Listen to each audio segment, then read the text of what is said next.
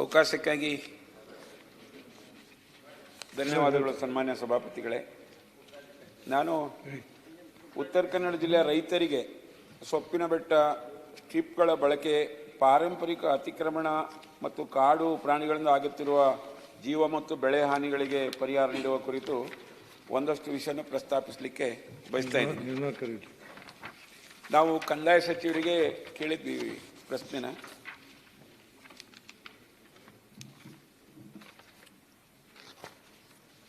ಉತ್ತರ ಈಗ ಬಂದಿರೋದ್ರಿಂದ ನಾನು ಹೇಳುವ ವಿಷಯಗಳನ್ನು ಮೊದಲು ಹೇಳ್ಬಿಡ್ತೀನಿ. ಉತ್ತರ ಕನ್ನಡ ಜಿಲ್ಲೆಯಲ್ಲಿ ವಿಶೇಷವಾಗಿ ಎಲ್ರಿಗೂ ಗೊತ್ತಿರುವಂತೆ ಗುಡ್ಡಗಾಡು ಪ್ರದೇಶ, ತಗ್ಗು ಪ್ರದೇಶ ಎಲ್ಲ ಇರೋದ್ರಿಂದ ಅಲ್ಲಿ ವಿಶೇಷ ಬೆಳೆ ಅಡಿಕೆ, ಬಾಳೆ, ಯಾಲಕ್ಕಿ, ಕಾಳುಮೆಣಸು ಈ ರೀತಿ ಬೆಳೆ ಅಲ್ಲಿ ನಡೆಯುತ್ತೆ. ಅದು ಒಟ್ಟಾರೆ ಸೇರಿ ಅದು ಮಿಶ್ರ ಬೆಳೆಯ ಭಾಗಕ್ಕೆ ತೋಟ ಅಥವಾ ಬಾಗಾಯತ್ ಅಂತ ಕರೀತಾರೆ. ಆ ಬಾಗಾಯತ್ ಪಕ್ಕದಲ್ಲಿ ಸೊಪ್ಪಿನ ಬೆಟ್ಟ ಅಂತ ಒಂದು ಅರಣ್ಯದ ಒಂದು ಭಾಗ ಇರ್ತದೆ. ಈ ಅರಣ್ಯದಲ್ಲಿ ಬೆಲೆ ಬಾಳುವ ಮರಗಳು ಬೆಳೆದಿರುವಂತ ಪ್ರದೇಶ ಅಥವಾ ಬೆಲೆ ಬಾಳುವ ವಸ್ತುಗಳನ್ನ ಬೆಳೆದಿರುವಂತ ಪ್ರದೇಶವನ್ನ ಸೊಪ್ಪಿನ ಬೆಟ್ಟ ಅಂಥೇಳಿ ಬಹಳ ಹಿಂದೆ 1869ರಲ್ಲಿ ಬಾಂಬೆ ಸರ್ಕಾರ ಉತ್ತರ ಕನ್ನಡ ಜಿಲ್ಲೆಯನ್ನು ಆಡಳಿತ ಮಾಡುವಾಗ, ಅಂದ್ರೆ ಉತ್ತರ ಕನ್ನಡ ಜಿಲ್ಲೆಯ ಬಹಳ ತಾಲೂಕುಗಳು ಆಗಿನ ಕಾಲದಲ್ಲಿ ಬಾಂಬೆ ಸರ್ಕಾರದ ಅಡಿಯಲ್ಲಿದ್ವು. ಆವಾಗಲೇ ಈ ಸೊಪ್ಪಿನ ಬೆಟ್ಟದ ಒಂದು ವ್ಯವಸ್ಥೆಯನ್ನು ರೈತರಿಗೆ ಮಾಡಿಕೊಟ್ಟಿದ್ದು. ಆ ಸೊಪ್ಪಿನ ಬೆಟ್ಟಗಳಲ್ಲಿ ಎರಡು ಪ್ರಕಾರ ಇದೆ. ಒಂದು ದನಗಳಿಗೆ ಮೇವು, ಹುಲ್ಲು ಇತ್ಯಾದಿಗಳಿಗೆ ಒಂದು ಭಾಗ ಆದರೆ, ಇನ್ನೊಂದು ಈ ತೋಟಗಳಿಗೆ ಬೇಕಾದಂಥ ಸಾವಯವ ಗೊಬ್ಬರವನ್ನು ತಯಾರು ಮಾಡಲಿಕ್ಕೆ ಅಲ್ಲಿಯ ಒಣಗಿದ ಎಲೆ, ದರ್ಕು ಅಂತ ಕರೀತಾರೆ, ಹಾಗೆ ಸೊಪ್ಪು, ಹುಲ್ಲು ಇತ್ಯಾದಿ ಕಾಡಿನ ವಸ್ತುಗಳನ್ನು ತಂದು ಗೊಬ್ಬರ ಮಾಡಲಿಕ್ಕೆ ಎರಡನೇ ಸೊಪ್ಪಿನ ಬೆಟ್ಟವನ್ನು ಬಳಸ್ತಾ ಇದ್ರು.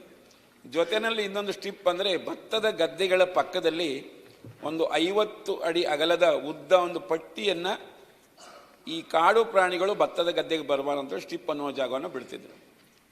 ಈ ಸ್ಟ್ರಿಪ್ ಜಾಗಕ್ಕೆ ಬೇರೆ ಬೆಳೆ ಮಾಡಲಿಕ್ಕೆ ರೈತರಿಗೆ ಅಧಿಕಾರ ಇರೋದಿಲ್ಲ. ಅದನ್ನು ಸ್ವಚ್ಛಗೊಳಿಸಿ ಸಣ್ಣ ಪುಟ್ಟ ಅಲ್ಲಿಯ ಕಳೆಗಳನ್ನು ತೆಗೆದು ಸ್ವಚ್ಛಗೊಳಿಸುವಂಥ ಅಧಿಕಾರ ಇರ್ತಿತ್ತು. ಸೊಪ್ಪಿನ ಬೆಟ್ಟದಲ್ಲಿ ಮನೆ ಕಟ್ಟಲಿಕ್ಕೆ ಒಂದು ಅವಕಾಶ ಇರ್ತಿತ್ತು. ಆವಾಗ ಸೊಪ್ಪಿನ ಬೆಟ್ಟವನ್ನು ಖರಾಬ್ ಅಂತೇಳಿ ಆ ಅಡಿಕೆ ತೋಟದ ಬಾಗಾಯತಕ್ಕೇನು ಕಂದಾಯ ಇಲಾಖೆಯಿಂದ ಕರ ಆಕರಣೆ ಮಾಡ್ತಿದ್ರು, ಅದರಲ್ಲಿ ಬೆಟ್ಟವನ್ನು ಸೇರಿಸಿ ಕರವನ್ನು ಆಕರಣೆ ಮಾಡ್ತಿದ್ರು. ಈಗ ಬೆಟ್ಟದಲ್ಲಿ 1 ಎಕರೆಗೆ ಇಂತಿಷ್ಟು ಅಂತ ಲಿಮಿಟ್ ಜಾಗವನ್ನು ಮನೆ ಕಟ್ಕೊಳ್ಳಿಕ್ಕೆ ಅಂತೇಳಿ ಅಲ್ಲಿ ಇರ್ತಿತ್ತು. ಆದರೆ ಇತ್ತೀಚೆಗೆ ಉತ್ತರ ಕನ್ನಡ ಜಿಲ್ಲೆ ಉಪ ಅರಣ್ಯ ಸಂರಕ್ಷಣಾ ಅಧಿಕಾರಿಗಳ ಗಮನಕ್ಕೆ ತರುವಂತೆ ಅಲ್ಲಿಯ ಒಂದು ರೈತ ಸಂಘಟನೆ ಒಂದು ಹೋರಾಟ ಮಾಡ್ತದೆ. ಕಳೆದ 4 ತಿಂಗಳ ಹಿಂದೆ ಯಲ್ಲಾಪುರ ತಾಲೂಕಿನ ರೈತ ಹಕ್ಕು ಸಂರಕ್ಷಣಾ ಸಮಿತಿ ಅನ್ನುವರು ಅದರಲ್ಲಿ ಸಿರ್ಸಿ, ಸಿದ್ದಾಪುರ ಮತ್ತು ಅಂಕೋಲ ತಾಲೂಕಿನ ಕೆಲವು ಭಾಗದ ರೈತರ ಪ್ರತಿನಿಧಿಗಳನ್ನು ತಗೊಂಡು ಒಂದು ಹೋರಾಟ ಮಾಡಿ DC ಅವರಿಗೆ ಮತ್ತು ಅರಣ್ಯ ಇಲಾಖೆಯ ಸಂರಕ್ಷಣಾಧಿಕಾರಿಗಳೇ ಮನವಿ ಕೊಡ್ತದೆ. ಅಲ್ಲಿಯ DCFಗಳಿಗೆ ಮನವಿ ಕೊಡ್ತದೆ. ಈ ವಿಷಯವನ್ನು ಬೆಳಗಾವಿ ಅಧಿವೇಶನದಲ್ಲಿ ಕೂಡ ನಾನು ಅನೇಕ ಸಲ 2 ಸಂದರ್ಭಗಳಲ್ಲಿ ಮನವಿಯನ್ನು ಮಾಡಿದ್ದೆ ಸರ್ಕಾರ. ಅದಾದಮೇಲೆ ಕಂದಾಯ ಇಲಾಖೆ ಸಚಿವರು ಉತ್ತರ ಕೊಟ್ಬಿಟ್ಟು ಅದನ್ನು DC ಅವರಿಗೆ ಹೇಳ್ತೇವೆ, ಸದ್ಯದಲ್ಲದು ಪರಿಹಾರ ಆಗ್ತಾನೆ ಅಂತ ಮಾತನ್ನು ಹೇಳಿದರು. ಆದರೆ ಈಗಲೇ 3 ತಿಂಗಳ ಕಳೆದರೂ ಅಲ್ಲಿ ಯಾವುದೇ ಪರಿಹಾರ ಆಗಿಲ್ಲ ಅನ್ನೋ ಕಾರಣಕ್ಕೆ ಆ ರೈತರು ಪುನಃ ನಮ್ಮ ಗಮನಕ್ಕೆ ವಿಷಯನ ತಂದರು. ಅವರೇ ಹೇಳುವಂಥ ಬೇಡಿಕೆ ಪ್ರಕಾರ ಮೊದಲನೇದಾಗಿ ಆ ಬೆಟ್ಟ ಪ್ರದೇಶದಲ್ಲಿ ಏನು ಕರ ಕೂಡ ಆಕರಣೆ ಮಾಡ್ತಾರೆ, ಆ ಜಾಗವನಿಗೆ ಖರಾಬ್ ಅಂತ ಗುರುತಿಸಿ ಅದು ಅವರಿಗೆ ಮೊದಲಿನಂತೆ ಕೊಡಬೇಕನ್ನೋಂಥದ್ದು ಮೊದಲನೇದು. ಎರಡನೇದು ಅವ್ರು ಹೇಳುವಂಥದ್ದು ಭಾಳ ಮಹತ್ವದ್ದು ಏನಂದರೆ, ಈ ತೋಟದ ಬೆಳೆಗಳಲ್ಲಿ ಏನಾದರೂ ಹಾನಿ ಆದರೆ ಕಾಡು ಪ್ರಾಣಿಗಳಿಂದ, ಆನೆಯಿಂದ ಹಾನಿ ಆದರೆ ಅದಕ್ಕೆ ಪರಿಹಾರ ಕೊಡ್ತಾರೆ, ಕಾಡು ಕೋಣದಿಂದ ಹಾನಿ ಆದರೂ ಕೂಡ ಪರಿಹಾರ ಕೊಡ್ತಾರೆ. ಆದರೆ ಸಣ್ಣ ಸಣ್ಣ ಪ್ರಾಣಿ ಅನೇಕ ಇದೆ. ಉದಾಹರಣೆಗೆ ಕೆಂಪು ಮೂತಿಯ ಮಂಗ ಅಂತ ಕರೀತಾರೆ ನಮ್ಮ ಜಿಲ್ಲೆಯಲ್ಲಿ, ಕೋತಿಗಳು. ಅದಾದ್ಮೇಲೆ ಇನ್ನೂ 3-4 ಪ್ರಾಣಿಗಳು, ಚಿಕ್ಕ ಚಿಕ್ಕ ಪ್ರಾಣಿಗಳು. ಆದರೆ ವಿಶೇಷವಾಗಿ ಏಲಕ್ಕಿಯ ಮರಿಗಳು, ಅಂದರೆ ಆ ಗಿಡ ಸಸಿ ಮತ್ತು ಅದರ ಫಲ ತಿನ್ನುತ್ತೆ, ಕಾಳು ಮೆಣಸು ತಿನ್ನುತ್ತೆ. ಈ ಥರದೇನು ಸಣ್ಣ ಸಣ್ಣ ಬೆಳೆಗಳು, ವಾಣಿಜ್ಯ ಬೆಳೆಗಳಿದೆ, ಅದಕ್ಕೆ ಪರಿಹಾರವನ್ನು ಕೊಡಲ್ಲ ಅನ್ನೋ ಕಾರಣಕ್ಕಾಗಿ ಅದು ಕೂಡ ಈ ಬೆಟ್ಟದ ಜಾಗವನ್ನು ವಾಪಸ್ ಅರಣ್ಯ ಇಲಾಖೆ ತೊಗೊಂಡ್ರೆ ನಮಗೆ ತೊಂದರೆ ಆಗುತ್ತೆ ಅನ್ನೋ ಕಾರಣಕ್ಕೆ ಅವರು ಬೇಡಿಕೆಯನ್ನು ಇಟ್ಟಿದ್ದಾರೆ. ಇನ್ನು ಈ ರೀತಿ ಅನೇಕ ಬೇಡಿಕೆಗಳಿಡ್ತಾ ಅವ್ರು ಹೇಳ್ತಾರೆ, ರೈತರ ಈ ಹೋರಾಟಕ್ಕೆ ಅಲ್ಲಿಯ ಕಂದಾಯ ಅಧಿಕಾರಿಗಳು ಯಾವುದೇ ಗೌರವ ಕೊಡ್ತಾ ಇಲ್ಲ ಅಂತ. ಅವರು DC ಅವರಿಗೆ ಮನವಿ ಕೊಟ್ಟಿದ್ದರು. ನಾನು ಆಗಲೇ ಹೇಳಿದಂಗೆ ಅಲ್ಲಿಯ AC ಮತ್ತು ಆ ಎಲ್ಲ ತಹಸೀಲ್ದಾರ್ ಸೇರಿದಂಥ ಅಧಿಕಾರಿಗಳಿಗೂ ಮತ್ತು ಜನಪ್ರತಿನಿಧಿಗಳು ಮನವಿಯನ್ನು ಕೊಡ್ತಾರೆ. ಆದರೆ ಈವರೆಗೆ ಯಾವುದೇ ಬದಲಾವಣೆ ಆಗಿಲ್ಲ. ನಮ್ಮ ಬ ಖರಾಬನ್ನು ನಮಗೆ ಗೊತ್ತಿಲ್ಲದಂತೆಯೇ ಖರಾಬ್ ಅಂತ ಮಾಡಿದ್ದಾರೆ. ಅದನ್ನು ಪುನಃ ಬ ಖರಾಬ್ ಮಾಡಬೇಕು ಅಂತ ಬೇಡಿಕೆಯನ್ನು ಮಾಡಬೇಕನ್ನೋಂಥ ಬೇಡಿಕೆಯನ್ನು ಹೇಳ್ತಾರೆ. ಮತ್ತು ಅವರು ಅದಕ್ಕೆ ಒಂದೆರಡು ಮೂರು ಆಧಾರ ಕೂಡ ಕೊಟ್ಟಿದ್ದಾರೆ. ಬ್ರಿಟಿಷ್ ಸರ್ಕಾರ, ನಾನು ಆಗಲೇ ಉಲ್ಲೇಖ ಮಾಡಿದಂಗೆ, ಆಡಳಿತ ಮಾಡುವಾಗ ಉತ್ತರ ಕನ್ನಡ ಜಿಲ್ಲಾ ತಾಲೂಕುಗಳಲ್ಲಿ ಸುಮಾರು 1865ನೇ ಇಸ್ವಿಯಲ್ಲೇ ಈ ವಿಲೇಜ್ ಫಾರೆಸ್ಟ್ ಮತ್ತು ಮೈನರ್ ಫಾರೆಸ್ಟ್ ಏನಂತಿತ್ತು ಅದರಲ್ಲಿಯ ಭಾಗಗಳನ್ನು ಅಧಿಕೃತವಾಗಿ ರೈತರಿಗೆ ಬೆಟ್ಟ ಅಂತ ಕೊಟ್ಟಿರುವಂಥದ್ದು ಕಾನೂನುಬದ್ಧವಾಗಿ ಅಂತ. 1922ನೇ ಇಸ್ವಿ ಸುಮಾರಿಗೆ ಈ ಭೂಮಿಯನ್ನು ಕಂದಾಯ ಇಲಾಖೆಯ ಕಬ್ಜಾ ಕೊಟ್ಟಿದ್ದು ವಿಲೇಜ್ ಫಾರೆಸ್ಟ್ ರಿಜಿಸ್ಟರ್ 1 ಅನ್ನು ನೋಡಿದಾಗ ತಿಳಿಯುತ್ತದೆ ಅನ್ನುವಂಥ ದಾಖಲೆ ಕೂಡ ಅವರಿಲ್ಲಿ ಕೊಟ್ಟಿದ್ದಾರೆ. ಹಾಗಾಗಿ ಅವರು ಬಹಳ ಪ್ರಮುಖವಾದಂಥ ಬೇಡಿಕೆಯನ್ನು ಕೊನೆಗೆ ಹೇಳ್ತಾರೆ. ಕರ್ನಾಟಕ ರಾಜ್ಯ ಭೂ ಕಂದಾಯ ಅಧಿನಿಯಮ 1964ರ ಕಲಂ 79(2) ಬೆಟ್ಟ ಭೂಮಿಯನ್ನು ಸೇರಿಸದೆ 79(2)(1) ಕಲಮನ್ನು ಬೆಟ್ಟದ ಸಲುವಾಗಿ ರಚಿಸಿ ಅದರಲ್ಲಿ ಬೆಟ್ಟದ ವಿಷಯವನ್ನು ಇಡಬೇಕು ಅನ್ನೋಂಥ ಬೇಡಿಕೆಯನ್ನು ಆ ರೈತರು ಇಟ್ಟಿದ್ದಾರೆ. ಈ ವಿಷಯವನ್ನು ನಾನು ಸನ್ಮಾನ್ಯ ಮಂತ್ರಿಗಳ ಗಮನಕ್ಕೆ ತಂದು ಅವರ ಬಹಳ ಪ್ರಮುಖವಾದ ಬೇಡಿಕೆ ಅಂದರೆ ಅಲ್ಲಿಯ ಕಂದಾಯ ಇಲಾಖೆಯವರು ನಮ್ಮ ಬೇಡಿಕೆ ಗಮನ ಕೊಡಲ್ಲ ಅಂತ ಹೇಳ್ತಾರೆ. ಅದನ್ನು ಕೊಡುವಂತೆ ಅಧಿಕಾರಿಗಳಿಗೆ ಸೂಚಿಸಬೇಕು, ಅಲ್ಲಿಯ ಜಿಲ್ಲಾಧಿಕಾರಿಗಳು ಸೂಚಿಸಬೇಕು ಅನ್ನೋಂಥ ಬೇಡಿಕೆಯನ್ನು ಈ ಸಂದರ್ಭಕ್ಕೆ ಮಾಡಿಕೊಳ್ಳಿಕ್ಕೆ ಬಯಸ್ತೇನೆ. ಸನ್ಮಾನ್ಯ ಸಭಾಪತಿಗಳೇ, ಉತ್ತರ ಕನ್ನಡ ಜಿಲ್ಲೆಯಲ್ಲಿ ಏನು ಮೀಸಲು ಅರಣ್ಯ ಪ್ರದೇಶ ಇದೆ, ಆ ಭಾಗದಲ್ಲಿ ಕರ್ನಾಟಕ ಅರಣ್ಯ ಕೈಪಿಡಿ 76ರಂತೆ ಅರಣ್ಯ ಭೂಮಿಗಳಲ್ಲಿ ರೈತರಿಗೆ ಸೊಪ್ಪಿನ ಬೆಟ್ಟ, ಕುಮ್ಕಿ, ಸ್ಟ್ರಿಪ್ ಮುಂತಾದ ವಿಶೇಷ ಸವಲತ್ತುಗಳಿಗೆ ಮಾನ್ಯತೆ ನೀಡಲಾಗಿದೆ. ಆದರೆ ಈ ಮಾನ್ಯತೆ ನೀಡಲಾಗಿದೆ ಈ ಒಂದು ಅರಣ್ಯ ಪ್ರದೇಶದಲ್ಲಿ ಅವರು ಅದನ್ನು ಉಪಯೋಗ ಮಾಡಬಹುದಷ್ಟೇ. ಆದರೆ ಅವರಲ್ಲಿ ಯಾವುದೇ ಬೆಳೆಗಳನ್ನು ಬೆಳೀಲಿಕ್ಕೆ ಅಥವಾ ಕೃಷಿ ಉತ್ಪಾದನೆ ಮಾಡಲಿಕ್ಕೆ ಅಲ್ಲಿ ಅವಕಾಶ ಇಲ್ಲ.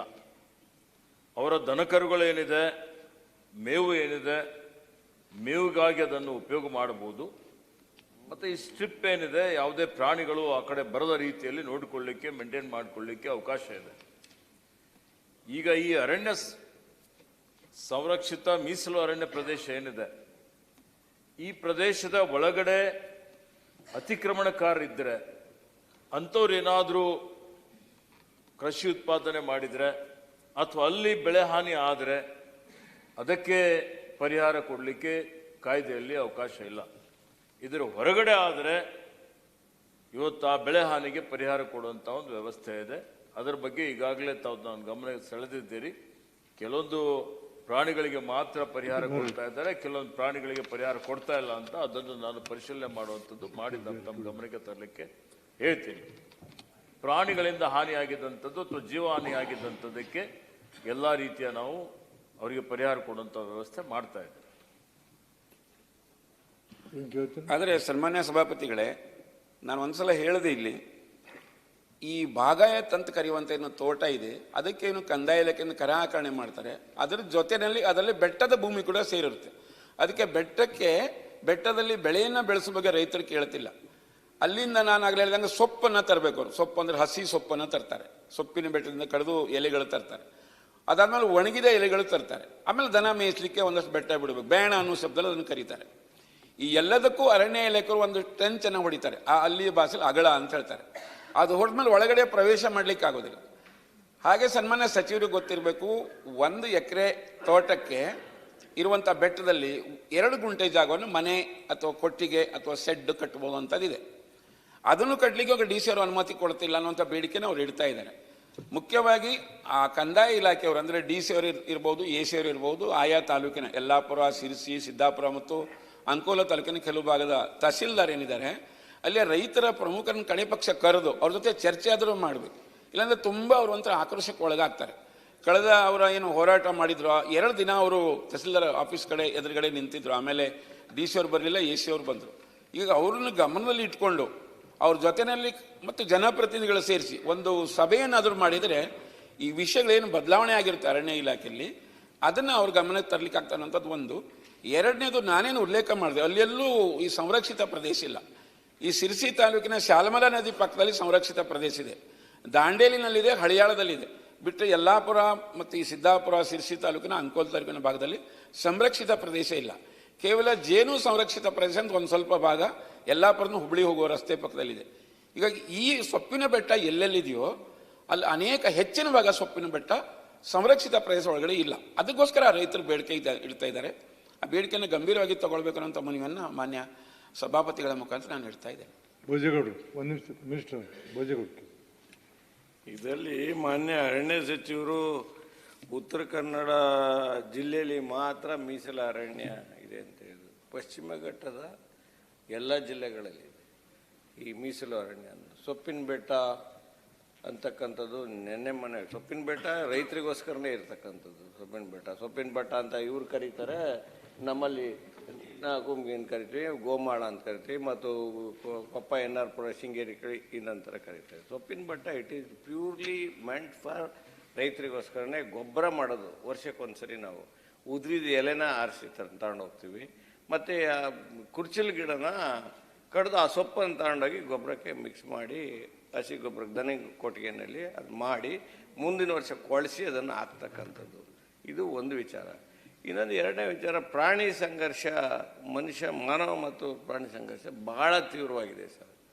ಅದನ್ನು ನಿಮ್ಗೆ ಅದನ್ನು ಕೆನಾಟ್ ಎಕ್ಸ್ಪ್ಲೇನ್ ಇನ್ ವರ್ಡ್ಸ್. ಅಷ್ಟು ಸಂಕಷ್ಟದಲ್ಲಿ ಕಾಡಿನಲ್ಲಿ ವಾಸ ಮಾಡ್ತಕ್ಕಂಥದ್ದು. ಅವ್ರು ಹೇಳಿದ್ರಲ್ಲ, ಅವರು ವಾಸಕ್ಕೆ ಒಂದು ಮನೆ ಕಟ್ಕೊಂಡು ಅಲ್ಲಿ ಅವರು ಬೇರೆ ಬೇರೆ ಆ್ಯಕ್ಟಿವಿಟೀಸ್ ಮಾಡ್ಕೊಂಡು 1 ಎಕರೆನಲ್ಲಿ ಇರ್ತಕ್ಕಂಥದ್ದು. ಇದು ನಿಮ್ಮ ಏನೋ forest settlement officer FSO appoint ಮಾಡಿದಿರಿ. ಅಪಾಯಿಂಟ್ ಮಾಡಿದ್ರೆ ನೀವು ಚೆಕ್ ಮಾಡಿ, ನೀವು ತಾಲೂಕುಗಳಲ್ಲಿ ಜಿಲ್ಲೆಗಳಲ್ಲಿ 3 ತಾಲೂಕು 4 ತಾಲೂಕು ಇಡೀ ಚಿಕ್ಕಮಗಳೂರು ಇರ್ತಕ್ಕಂಥ ಮಲೆನಾಡು ಪ್ರದೇಶದಲ್ಲಿ 2 ಜನ ಸೆಟ್ಲ್ಮೆಂಟ್ ಆಫೀಸರ್ ಇದ್ದಾರೆ. 2 ಜನ ಸೆಟ್ಲ್ಮೆಂಟ್ ಆಫೀಸರ್ಗಳು, ಅದು ದಟ್ಟು ರಿಟೈರ್ಡ್ ಆಫೀಸರ್ಸ್. ಅವರೆಲ್ಲ ಇದು ವಾಸ ಬೆಂಗಳೂರಿನಲ್ಲಿ. They are not native of ಆ ತಾಲೂಕಿಗೆ ಸಂಬಂಧಪಟ್ಟವರಲ್ಲ. ಅವ್ರು ಯಾವತ್ತೋ ವಾರಕ್ಕೆ ಬಂದು ಒಂದು ಸಿಟ್ಟಿಂಗ್ ಮಾಡ್ತಾರೆ, ಅಲ್ಲಿ ಹೋಗಿ ಇವ್ರು ರಿಪೋರ್ಟ್ ಮಾಡಬೇಕು. ಈ ಕೆಲಸ ಆದರೆ ನೀವು ಫಾರೆಸ್ಟ್ ಸೆಟ್ಲ್ಮೆಂಟ್ ಆಫೀಸರಿಂದ ಫಾರೆಸ್ಟ್ ಬೈಫರ್ಗೇಷನ್ ಇದು ಈ ಜನ್ಮದಲ್ಲಿ ಬಗೆಹರಿಯೋದಿಲ್ಲ ಸಮಸ್ಯೆ. ಮೊನ್ನೆ ನೋಡಿ, ಒಂದು ಕಳಸದಲ್ಲಿ ಇನ್ಸಿಡೆಂಟ್ ಆಯಿತು, ಆನೆ ತುಳು ಸತ್ತೋಯ್ತು. ಅಲ್ಲಿಂದ ಬಂದರೆ ಸಕಲೇಶ್ಪುರದಲ್ಲಿ ನಿರಂತರವಾಗಿ ನಡೀತಾ ಇದೆ. ಆಮೇಲೆ ಆನೆಗಳೆಲ್ಲ ಕಂಪ್ಲೀಟು ನಮ್ಮ ಚಿಕ್ಕಮಗಳೂರು ಅಂದರೆ ಒಂದು 15 ದಿವಸ ಬೀಡ್ಬಿಟ್ಟಿದ್ದು. ಅದು ಬೀಡ್ಬಿಟ್ಟಿದ್ರೆ ಹೆಂಗೆ, ಆ ಮರಿ ಜೊತೆಯಲ್ಲಿ ಏನಾರು ಇದ್ದರೆ ಯಾವ ಕಾರಣಕ್ಕೂ ನೀವೆಲ್ಲ ಯಾರು ಬಂದರೂ ಅಳ್ಳಾಡ್ಸೋಕ್ಕಾಗಲ್ಲ ಆ ಜಾಗನ 15 ದಿವಸ. ಒಂದು ಕಬ್ಬಿನ ಗದ್ದೆಗೆ ನುಗ್ಗಿದ್ರೆ ಕಬ್ಬಿನ ಗದ್ದೆ ಸರ್ವನಾಶ, ಏನು ಉಳಿಯೋದಿಲ್ಲ. ಕೆರೆಗೆ ಬರ್ತವೆ ಅವು. ಪಾಪ ಏನು ಅವ್ರದ್ದು ತಪ್ಪು ಅಂತಿಲ್ಲ, ಅದು ಏನಾಗಿದೆ, ಅವರಿಗೆ ಬೇಕಾಗಿರ್ತಕ್ಕಂಥ ಆನೆಗಳಿಗೆ ಬೇಕಾಗಿರ್ತಕ್ಕಂಥ ಬಿದಿರು ಸರ್ವನಾಶವಾಗಿದೆ, ಉಳಿದಿಲ್ಲ, ಎಲ್ಲೂ ಉಳಿದಿಲ್ಲ. ಹಾಗಾಗಿ ಅವು ಮೇವು ಹುಡ್ಕೊಂಡು ಹೋಗ್ಬೇಕಲ್ಲ. ಮತ್ತು ನೀವು ಯಾವುದೋ ಬಾವಿ ಮಾಡ್ಕೊಂಡು ಟಾರ್ಪಲ್ ಕಟ್ಕೊಂಡು ಬಾವಿ ಮಾಡಿದರೆ, ಆ ಬಾವಿ ಮಾಡಿದರೆ ಎಲ್ಲಿಂದ ನೀವು ಅವುಗಳಿಗೆ ನೀರು, ಯಾವುದೋ ಬೇರೆ ಮಂಗ ಪಂಗ ಅಕ್ಕಿ ಪಕ್ಷಿ ಕುಡಿಯೋಕ್ಕೆ ಅದು ನೀರಾಗ್ತದೆ. ಆನೆಗಳಿಗೆ ಕೊಡ್ತಕ್ಕಂಥ ನೀರನ್ನ ನೀವು ಕೊಡೋಕ್ಕಲ್ಲ. ಈವನ್ ಹುಲಿ, ಚಿರತೆ, ಸಿಂಹ ಆ ನೀರನ್ನ ಕುಡ್ಕೊಂಡು ಬೇಕಾದಿರ್ತವೆ. ಆನೆಗಳಿಗೆ ಅವು ಆ ಕೆರೆಯಲ್ಲಿ ಈಜಾಡಲೇಬೇಕು. ಅಂಥ ಕೆರೆ ನಿರ್ಮಾಣವನ್ನು ನೀವು ಎಲ್ಲಿ ಮಾಡಿದಿರಿ? ಕೆರೆ ನೀರು ಬರೋಂಥ ಜಾಗ ಬೇಕಾದಷ್ಟಿದೆ. ಅಂಥ ಕೆರೆಗಳನ್ನು ನಿರ್ಮಾಣ ಮಾಡ್ತಕ್ಕಂಥ ಕೆಲಸ ನ್ಯಾಚುರಲ್ ಸೋರ್ಸ್ ಇದೆ. ಆ ನ್ಯಾಚುರಲ್ ಸೋರ್ಸ್ನ ಸರಿಯಾದ ರೀತಿಯಲ್ಲಿ ಉಪಯೋಗ ಮಾಡಿಲ್ಲ ನೀವು.